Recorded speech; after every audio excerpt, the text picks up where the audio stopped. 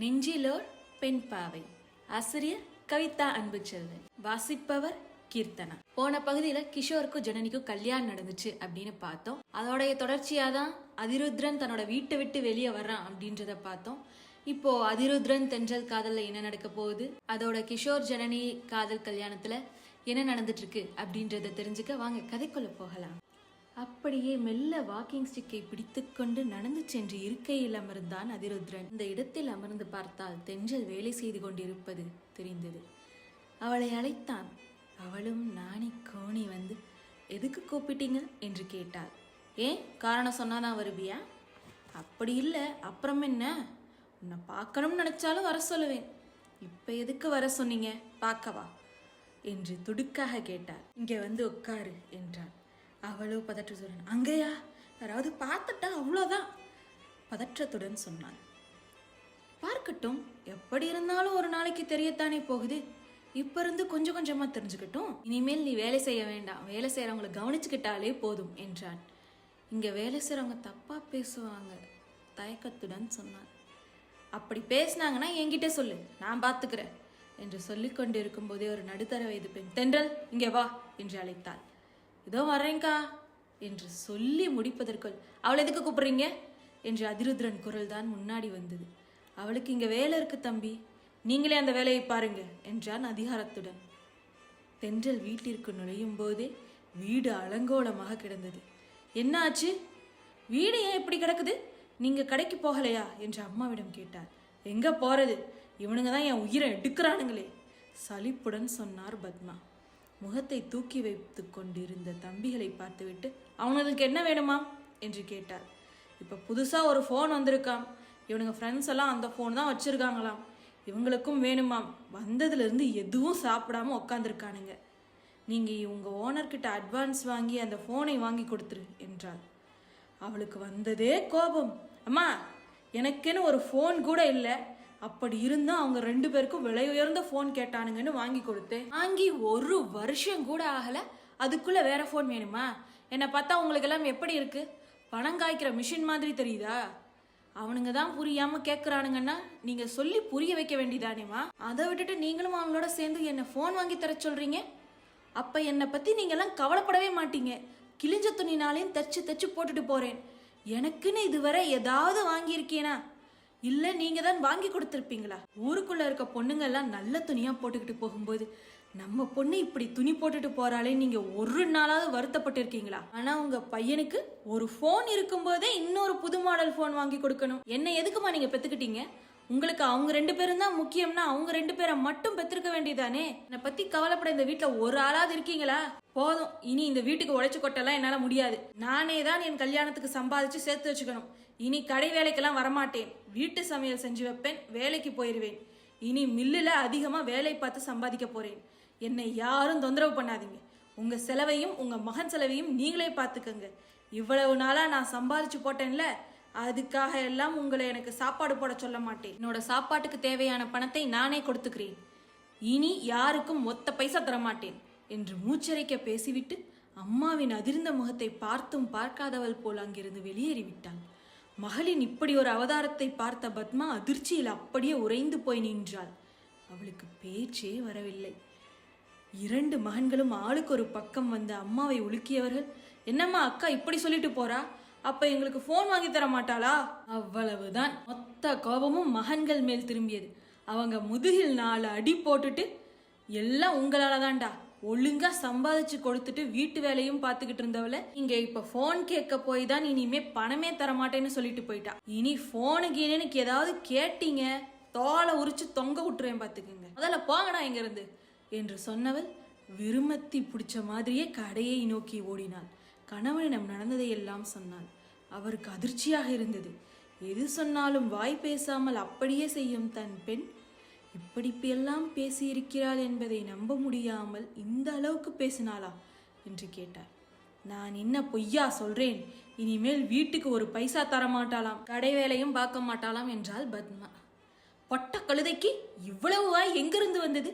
வீட்டுக்கு வந்துதான் ஆகட்டும், வரட்டும், அவளுக்கு இருக்குது. இன்னைக்கு அவளை சாத்துல இனி ஒரு தடவை இப்படி வாயை திறந்து பேசக்கூடாது. ஓட்டதை தின்னுட்டு வேலை செஞ்சு கொடுப்போம்னு இல்லாம புதுசா கல்யாணம் பண்ணிக்கிற ஆசையெல்லாம் வேற வந்திருக்கா என்று பொறுமி தள்ளினார்.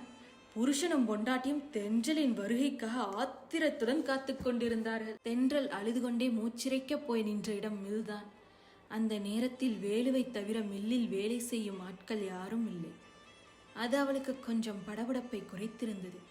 உள்ளே போகலாமா, இங்கேயே கொஞ்ச நேரம் நின்றுட்டு வீட்டுக்கு போகலாமா என்ற குழப்பத்தில் நின்றவளை கேட்டை லாக் பண்ண வந்த வேலு, நீ இன்னும் வீட்டுக்கு போகலையா, இங்க என்ன பண்ணிட்டு இருக்க என்று கேட்டான். அது வந்து என்று தயங்கியவள், நான் வீட்டுக்கு போறேன் என்று சொல்லிவிட்டு கிளம்பி விட்டாள். கேட்டை லாக் பண்ணிவிட்டு உள்ளே வந்த வேலு தென்றல் வந்து வெளியே நின்றதை அதிருத்ரனிடம் சொன்னான். எதுக்கு இந்த நேரத்துல வந்துட்டு உள்ள கூட வராம வெளியே நின்றுட்டு போயிருப்பா என்று மனம் சஞ்சலமடைய வேலுவிடம் தென்றலை அழைத்து வரச் சொன்னான். வேலு வருவதற்குள் தென்றல் பாதி தூரத்தை கடந்திருந்தார். வேலு தென்றலை அழைத்ததும் அவசரமாக கண்ணீரை துடைத்து கொண்டு, என்னன்னா என்று கேட்டாள். சின்னையா உன்னை கூட்டிட்டு வர சொன்னாரு, வா என்று சொன்னான். என்னையா, நான் வந்ததை எப்படி தெரியும்? நான் தான் சொன்னேன், அதனாலதான் உள்ளே வர சொன்னார் என்று பெருமை பொங்கச் சொன்னார். தென்றல் தயக்கத்துடன் வேலு பின்னே சென்றாள். தென்றலை பார்த்ததுமே அவள் அழுதிருக்கிறாள் என்பதை புரிந்து கொண்ட அதிருத்ரன், என்ன நடந்துச்சு தென்றல் என்று கேட்டான். வேலு நிற்பதை பார்த்து சொல்லாமல் தயங்கி நின்றாள்.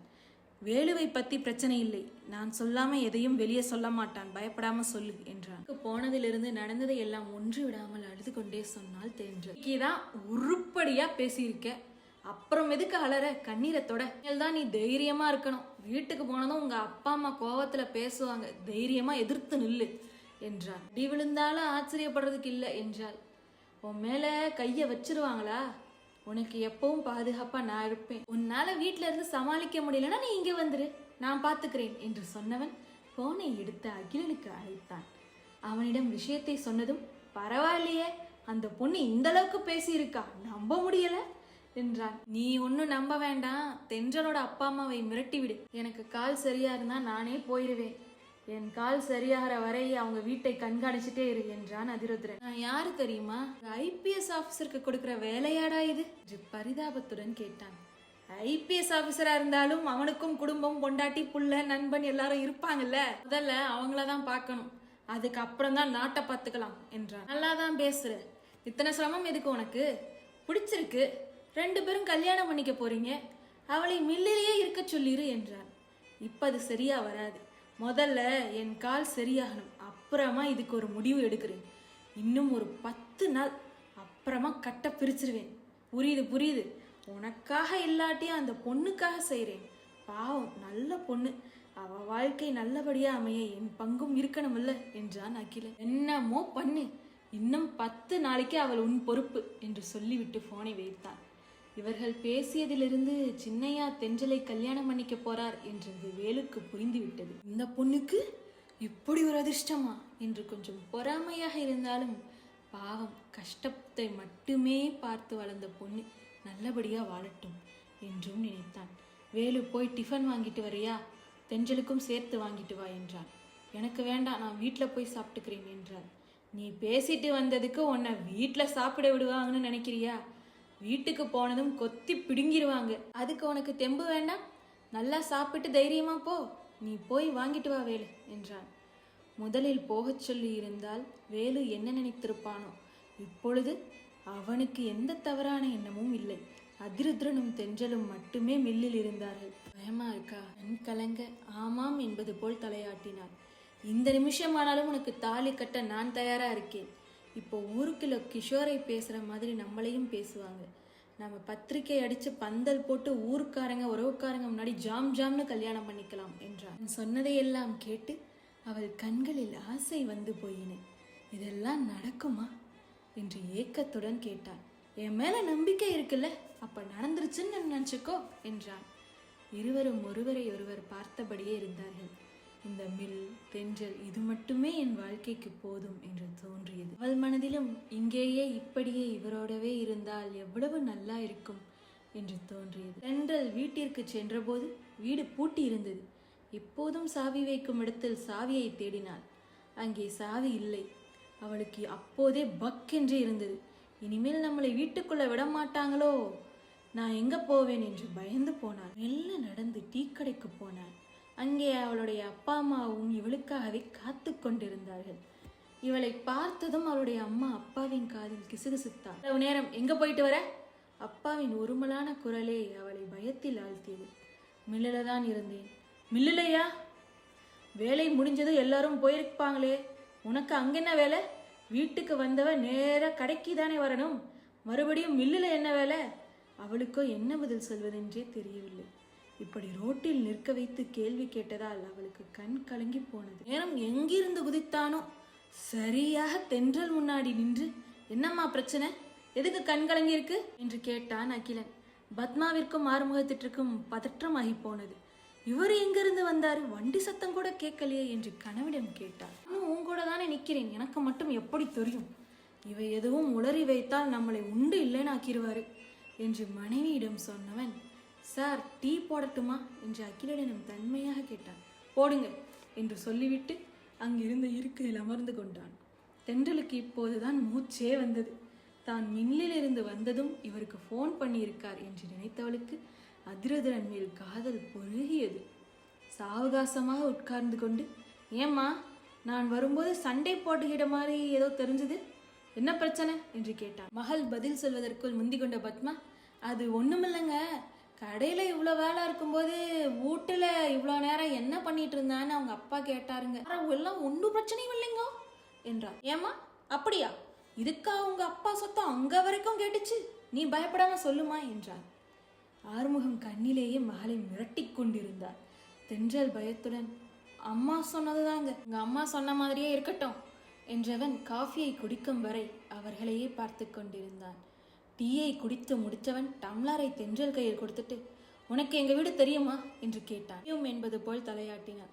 அப்ப சரி, நான் வரும்போது உன்னை திட்டிட்டு இருந்தாங்க, எதுக்குன்னு கேட்டா நீயும் சொல்ல மாட்டாங்கிற, அவங்களும் உண்மையான பதிலை சொல்லல, பரவாயில்ல, உன்னை அவங்க இதுக்கு மேல ஏதாவது திட்டினாலோ இல்ல வேற ஏதாவது சொன்னாலோ நீ எங்க வீட்டுக்கு வந்துரு. அப்படி உனக்கு வர பிடிக்கலன்னா சொல்லு, இப்பவே இவங்க 2 பேரையும் உள்ள கொண்டு போய் வச்சு 4 கான்ஸ்டபிளை விட்டு பலமா தட்ட சொன்னால் இதுக்கு உன்னை திட்டினாங்கன்னா அவங்க வாயாலேயே சொல்லிடுவாங்க, என்ன பண்ணலாம் என்று கேட்டுவிட்டு மிதப்புடன் அவர்களை பார்த்தான். பத்மாவும் ஆறுமுகமும் பயத்தில் நடுநடுங்கி போனார்கள். சார் தெரியாம திட்டோம், இனிமே நாங்க அவளை எதுவுமே சொல்ல மாட்டோம் என்றார்கள் பதறிக்கொண்டு. நானும் பார்த்துட்டு தான் இருக்கேன், இந்த பொண்ணை நீங்க எப்படி வேலை வாங்குறீங்க, சம்பாதிக்கிற காசையெல்லாம் நீங்க என்ன பண்றீங்க எல்லாத்தையும் கவனிச்சுட்டு தான் இருக்கேன். இதே இந்த ஊரா இல்லாம எங்காவது இப்படி நடந்திருந்தா இந்நேரம் அவங்கள உள்ள கம்பி எண்ணிட்டு தான் இருந்திருக்கணும். நீங்க 2 பேரும் எனக்கு தெரிஞ்சவங்களா போயிட்டீங்க, அதனாலதான் ஒரு முறை எச்சரிக்கையோட விட்டுட்டு போறேன். உங்க வீட்டுல எல்லாரும் சாப்பிட்டு குண்டு குண்டா இருக்காங்க, இந்த பிள்ளைய பாருங்க, சோறு போடுறீங்களா இல்லையா? உங்களுக்கு இந்த பொண்ணு வேண்டாம்னா எங்கிட்ட கூட கொடுத்துடுங்க, நான் என் தங்கச்சியா நினைச்சு நல்லபடியா பார்த்து கல்யாணம் பண்ணி கொடுத்துட்றேன் என்றான் அகிலன். சார் இனிமே அவளை ஒரு வார்த்தை எதுவும் சொல்ல மாட்டோம், இந்த ஒரு முறை மன்னிச்சிடுங்க என்று பம்மினான் ஆறுமுகம். தென்றலுக்கு கண்ணீர் வழிந்தது. தான் எவ்வளவு ஒரு பாதுகாப்பான வளையத்திற்குள் இருக்கிறோம் என்று நினைத்து பெருமைப்பட்டு கொண்டார். என்னை பாதுகாக்கவும் சில உள்ளங்கள் இருக்கிறது என்பது அவளுக்கு அவ்வளவு ஆறுதலாக இருந்தது. இவ்வளவு நேரம் இருந்த பயம் எல்லாம் போன இடம் தெரியவில்லை. அவள் முகம் மலர்ந்து போனது. அதை பார்த்து ரசித்து தனக்குள்ளேயே சிரித்து கொண்டான் அகிலன். நான் கிளம்புறேன், நீயும் வீட்டுக்கு போ தென்றல். இந்நேரத்துல இங்க என்ன பண்ற? வயசு பொண்ணு டீ கடைக்கெல்லாம் வரக்க வேண்டாம். உங்க அப்பா அம்மா பாத்திரத்தை எல்லாம் சுத்தம் பண்ணி வச்சுட்டு வருவாங்க, நீ போய் அவங்களுக்கு சமைச்சு வை என்று சொல்லிவிட்டு கிளம்பினான். பத்மா சாவியை எடுத்து வந்து மகள் கையில் கொடுத்தார். பத்மாவும் ஆறுமுகமும் மகளை தட்டி கேட்கவும் முடியாமல் பாத்திரத்தையும் அவர்களே சுத்தம் பண்ண வேண்டி போனது.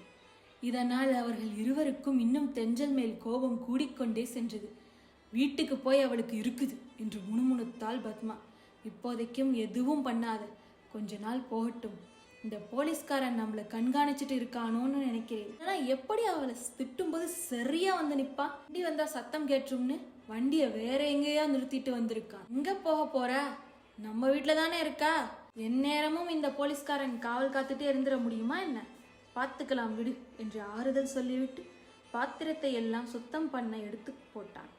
கோபத்துடனே அதை சுத்தம் பண்ணி வைத்தாள் பத்மா. கிஷோர் பார்ட் டைம் வேலைக்கு சென்று விட்டு இரவு 11 மணிக்கு களைத்து போய் வீட்டிற்கு வந்தான். அவன் மனைவியோ நல்ல உறக்கத்தில் இருந்தாள். சமையலறைக்கு சென்று பார்த்தான். உப்மா கிளறி வைத்திருந்தாள்.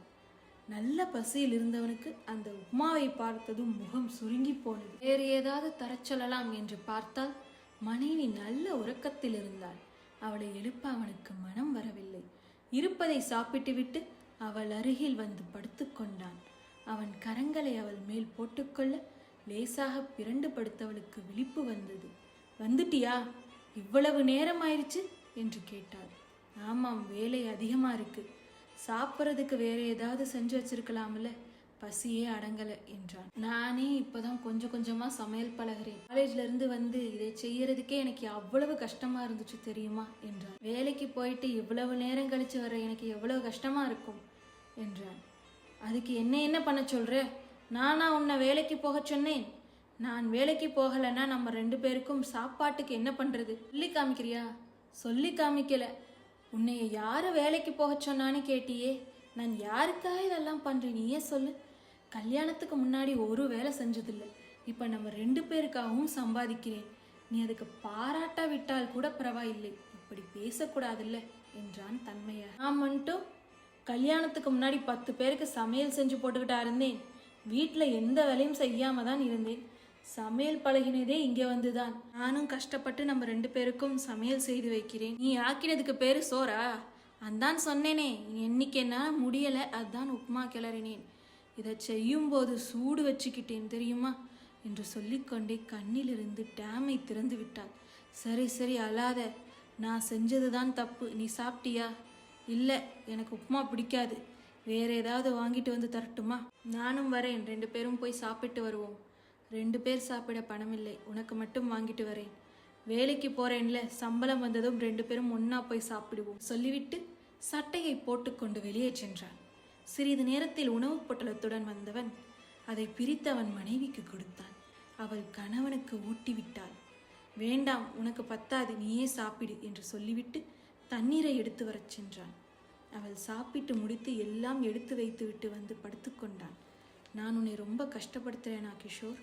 சேச்சே, அப்படியெல்லாம் இல்லை. உங்கள் வீட்டில் நீ செல்வாக்கா வளர்ந்துருப்ப. நானும் பார்த்துருக்கேன். எங்கள் வீட்டில் எங்கள் அக்காவுக்கு அவ்வளவு செல்லம். எங்கள் அம்மா இன்னும் அவளுக்கு ஊட்டி விடுவாங்க. அது மாதிரி தானே உன்னையும் வளர்த்துருப்பாங்க. என்னை புரிஞ்சுக்கிட்டதுக்கு ரொம்ப நன்றிடா என்று சொல்லி அவன் கன்னத்தில் முத்தமிட்டாள். அவனும் அவளை அணைத்து கொண்டான். இருவரும் தங்கள் காதலில் கட்டுண்டு களைத்து போய் உறக்கத்தில் ஆழ்ந்தார்கள். பத்மாவும் ஆறுமுகமும் இந்த 1 வாரமாக கடையில் எல்லா வேலையும் அவர்களே செய்ய வேண்டியிருந்தது. அதனால் தென்றல் மேல் கட்டுக்கடங்காமல் கோபம் இருந்தது. அதை வெளிக்காட்டத்தான் முடியவில்லை. அதற்கு காரணம் தினமும் வந்து போய் கொண்டிருக்கும் அகிலன்தான். அவனை பார்த்தாலே இருவருக்கும் பதற்றமாகி விடுகிறது. அந்த பயம் மனதில் இருக்கும் வரை தென்றலுக்கு பாதுகாப்பு தான். மில்லிலும் இந்த 1 வாரமாக தென்றலை வேலை செய்யவே விடவில்லை அதிருத்ரன். தன் பக்கத்தில் அமர வைத்து கொண்டு ஆட்களிடம் எப்படி வேலை வாங்க வேண்டும் என்று சொல்லிக் கொடுத்து கொண்டிருந்தான். அது அங்கே வேலை செய்பவர்களிடத்தில் பொறாமையை விதைத்து விட்டிருந்தது. அந்த பொறாமை தீ அதிருத்ரன் வீடு வரை பற்றி எறிந்தது. வீட்டில் இருப்பவர்கள் சும்மா இருப்பார்களா? மில்லுக்கு படையெடுத்தார்கள். செந்தில்நாதன் மகளை வரவேண்டாம், நாங்களே பேசிவிட்டு வர்றோம் என்றார். நீங்க என்ன பேசுவீங்க? இவ்வளவு நாள் மில்லிலேயே விட்டுட்டோம், இனி அப்படி விட முடியாது. அவனை வீட்டுக்கு கூட்டிட்டு வாங்க. அவனுக்கும் வதனிக்கும் கல்யாணம் பண்ணி விடலாம். நானும் உங்க மாப்பிள்ளையும் நாளைக்கே ஜோசியரை பார்த்து நாள் குறிச்சிட்டு வர்றோம். அந்த டீ கடைக்காரன் பொண்ணை இனிமேல் மில்லுக்கு வர வேண்டாம்னு சொல்லிடுங்க என்றாள். இவ்வளவு அவசரமா எதையும் பண்ணக்கூடாது. அதுலேயும் கல்யாண விஷயம், கொஞ்சம் பொறுமையா இருராதா. நான் ருத்ரனிடம் பேசுறேன். வலுக்கட்டாயமா கல்யாணத்தை தான் பண்ணி வைக்க முடியும். வதனி கூட சந்தோஷமா வாழ வேண்டாமா? அதுக்கு கட்டாயப்படுத்த முடியுமா? 2 பேர் வாழ்க்கையும் இதுல அடங்கி இருக்கு. நாம அவசரப்பட்டு ஏதாவது செஞ்சால் அது தப்பா முடிஞ்சிடும். நீ கொஞ்சம் பொறுமையா இரு. அவன்கிட்ட அனுசரிச்சு பேசு, சண்டை போடாத. மகளுக்கு அறிவுரை கூறிவிட்டு மனைவியுடன் மில்லுக்கு சென்றார். செந்தில்நாதனும் அம்சவேணியும் மில்லை சுத்தி பார்த்து கொண்டே உள்ளே வந்தார்கள். அதிருத்ரன் இருக்கையில் அமர்ந்து கணக்கு பார்த்து கொண்டிருக்க தென்றல் அரிசி மூட்டைகளை எண்ணிக்கொண்டிருந்தார். அம்மா அப்பாவை பார்த்ததும் ஆச்சரியப்பட்டவன், என்னப்பா இவ்வளவு தூரம் அம்மாவை கூட்டிட்டு வந்திருக்கீங்க? ஏதாவது வேலையா என்று கேட்டான். சும்மாதான் வந்தோம், ஏன் வரக்கூடாதா? நீதான் வீட்டுக்கே வர்றதில்லையே, நீ எப்படி இருக்கேன்னு பார்த்துட்டு போகலாம்னு வந்தோம் என்றார். அப்படியா? என் மேல உங்களுக்கு அவ்வளவு அக்கறையா என்று இலக்காரமாக கேட்டு சிரித்தான். அதற்குள் அம்சவேணி மூட்டை எண்ணி கொண்டிருந்த தென்றலை பார்த்து, நீங்க என்ன பண்ணிட்டு இருக்க? இந்த வேலையெல்லாம் வேலு பார்க்க மாட்டானா? நீதான் பார்க்கணுமா? இனிமேல் வெளி வேலை மட்டும் பாரு, உள்ள வராதே என்றாள். அதிர்ந்து போன தென்றலுக்கு கண்ணில் கண்ணீர் வழிந்தது. அவரிடம் என்ன பதில் சொல்வது என்று தெரியாமல் அவமானத்தில் குறுகி போனாள். அம்மா, பார்த்து பேசுங்க. யாருக்கு என்ன வேலை கொடுத்துருக்கனோ அந்த வேலையைத்தான் செய்யறாங்க. உங்க ஆட்டத்தை எல்லாம் வீட்டுல உங்க பொண்ணுகிட்ட வச்சுக்கோங்க என்றான். நீ எதுவும் கேட்க கூடாதுன்னு சொல்லுவ போல இருக்கு. அப்படி சொன்னால் கூட தப்பில்லை என்றான் கோபத்துடன். நீ ஏன் இன்னும் இங்கே நிற்கிற? அம்மாளும் மகனும் சண்டை போடுறதை சந்தோஷமா வேடிக்கை பார்க்குறியா? வசதியா ஒரு பையனை பாத்திரக்கூடாதே, வளைச்சு போட்டுருவீங்களே. நாக்கில் நஞ்சை தடவிக்கொண்டு அந்த இளம் மனசு அதை தாங்குமா? அழுது கொண்டே வெளியில் ஓடிவிட்டாள் தென்றல். தென்றல் நில்லு என்று கத்தியதெல்லாம் அவள் காதிலேயே விழவில்லை. தாயை கோபத்துடன் முறைத்தான். இன்னை எதுக்கு அப்படி பார்க்குற?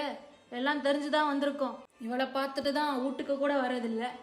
வீட்டில் உன்னை நினைச்சிட்டு ஒரு பொண்ணு இருக்கிறது உன் கண்ணுக்கே தெரியல.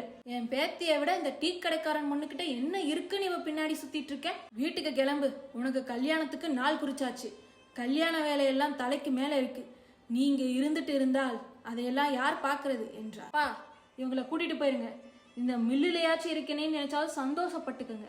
இப்படியே அக்கா பொண்ணை கல்யாணம் பண்ணி வைக்கிறேன்னு சொல்லிக்கிட்டு இருந்தீங்க, சந்நியாசம் வாங்கிட்டு கண்காணாம எங்கேயாவது போயிருவேன் என்றான் கோபத்தில். வார்த்தைகள் ஒவ்வொன்றும் அனல் போல் விழுந்தது. ஏற்கனவே மகன் வார்த்தைகள் மனதில் தாக்கத்தை ஏற்படுத்தி இருந்ததால் இப்பொழுது பேச பயப்பட்டார் செந்தில்நாதன். அப்படி இருக்க விட்டு விடுவாளா அவர் மனைவி?